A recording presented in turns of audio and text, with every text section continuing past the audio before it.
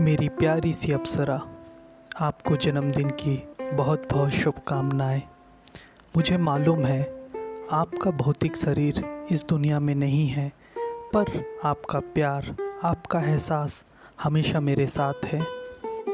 आपके रहने या ना रहने से मेरा प्यार ज़रा भी कम नहीं हुआ है।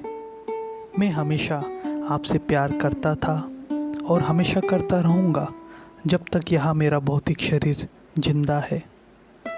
एक दिन मेरा भी भौतिक शरीर इस दुनिया में छूट जाएगा। हम लोग विजिटर हैं, इस दुनिया में हम कुछ टाइम के लिए आते हैं, परंतु प्यार का एहसास सदैव हमारे साथ रहता है। प्यार को लफ्ज़ों में व्यक्त नहीं कर सकते। प्यार परमात्मा की उपासना होती है। चंचल सी थी तेरी काया, हिरनी थी तेरी अदाएं, तेरी मुस्कान दिल का सुकून थी। काश तू होती तो तुझको मैं कहता, तुम में मैं हूँ और मुझ में तुम समाये हो। हम सब समुद्र की लहरों के समान हैं। सबको प्रतीक होता है कि मैं अलग हूँ। यदि कोई व्यक्ति गौर से समुद्र को देखे तो जानेगा कोई भी लहर अलग नहीं है, संपूर्ण वह समुद्र है। हमारा जीवन बिल्कुल लहर जितना छोटा सा है। जन्म के साथ लहर उठती है और मृत्यु के साथ विलीन हो जाती है। हमें ऐसा प्रतीक होता है कि अस्तित्व मिट गया, परंतु अस्तित्व सदैव से था, सदैव है और सदैव रहेगा। सिर्फ उसका रूपांतरण हुआ है। खैर, अब हम लोग आते हैं ऐसी प्रेम कहानी की तरफ जिसके बारे में कई फिल्में बनी हैं, कई नाटक बने हैं।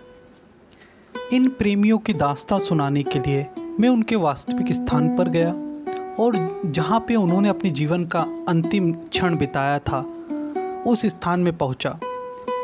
ये दास्तां है लैला मजनू की प्रेम कहानी की। इस एपिसोड का नाम हमने इन्फिनिटी रखा है, क्योंकि प्रेम का कभी अंत नहीं होता है।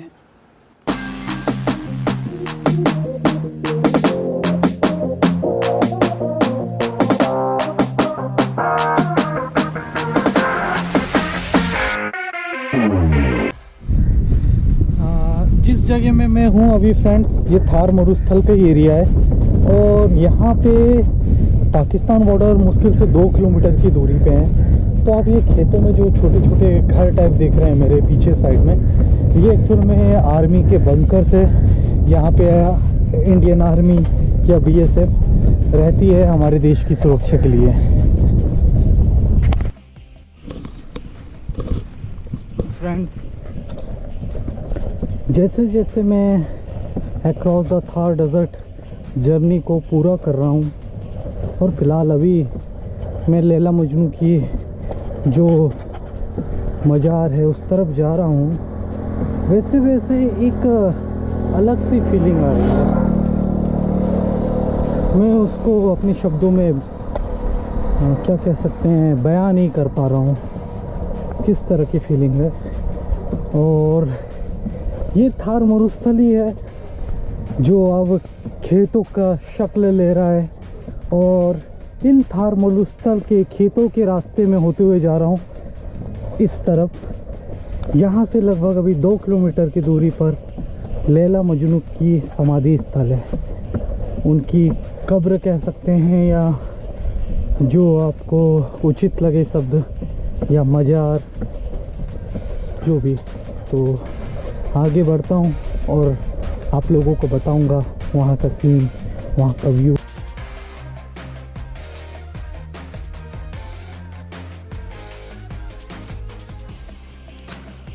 भारत पाकिस्तान की सरहद पर गंगानगर ज़िले के बिजनौर गांव में लैला मजनू की मज़ार बनी हुई है।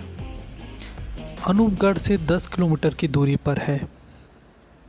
My dear friends, across the Thar desert की जर्नी में आप सभी का स्वागत है। मैं आपको आज ऐसे पवित्र स्थान में लेकर आया हूँ जिसके बारे में हमने किस्से कहानियाँ सुने हुए हैं, जो जितनी भी लव स्टोरी है, लैला मजनू का नाम ना आए वो अधूरी रहती है। तो यह है मजनू की समाधि और यह है लैला की समाधि। तो इनकी कहानी मैं आपको बताना चाहूँगा। ये दोनों प्रेमी सिंध प्रांत के रहने वाले थे जो आज पाकिस्तान में हैं। ये कहानी है आज से 500 या 600 साल वर्ष पुरानी। मजनू का रियल नेम है सैफ, लैला का नाम लैला। ये दोनों इस्लामिक कम्युनिटी से ताल्लुक़ रखते हैं। और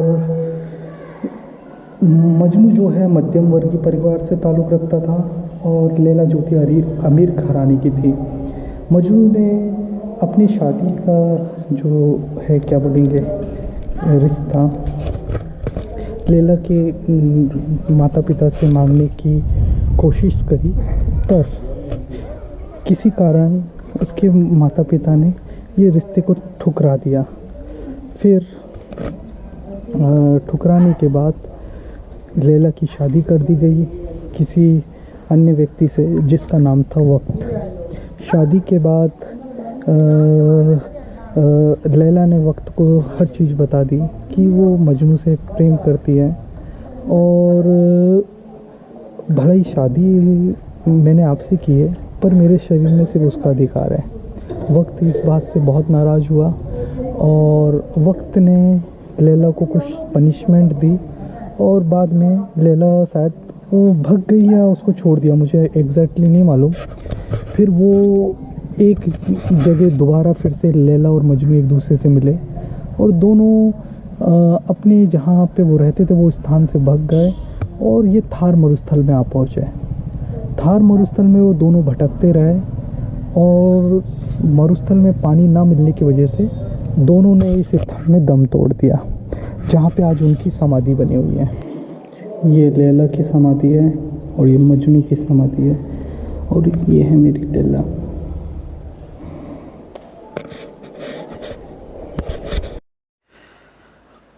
कैश और लैला की मृत्यु के बाद लोगों ने देखा कि वो जीते जी एक दूसरे के साथ नहीं रह सके, तो उनकी याद में मज़ार बनाई गई और दोनों को एक साथ दफनाया गया और उस मज़ार का नाम लैला मजनू रखा गया।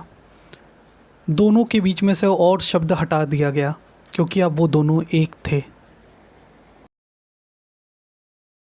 लैला मजनू की मज़ार से निकलते निकलते अंधेरा हो चुका था।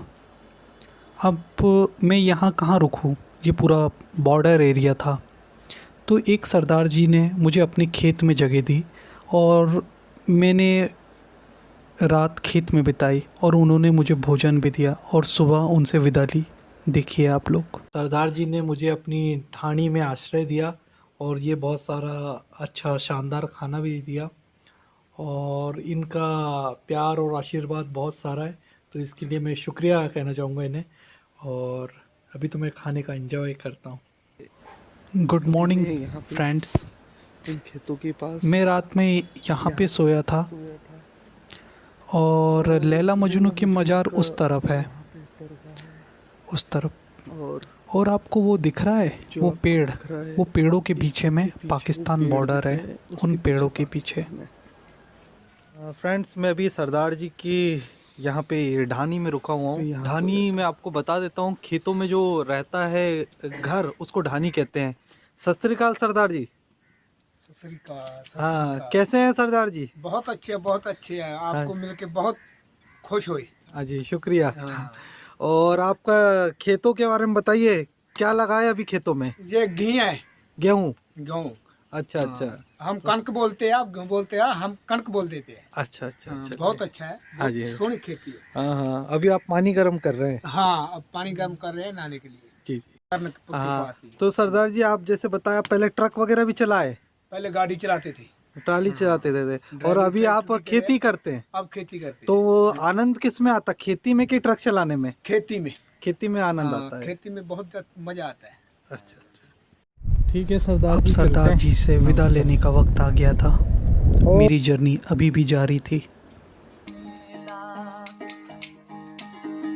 जगत सराई में मुसाफिर रहना 2 दिन का, तुम झूठा करे गुमान भाई रे धनी और जोबन का। बंद मूर्ति आयो जगत में खुली नीति जाएगा। 2 दिन की जिंदगी का 2 दिन का मेला। क्या लेके आयो जग में क्या लेके जाएगा। क्या लेके जाएगा 2 दिन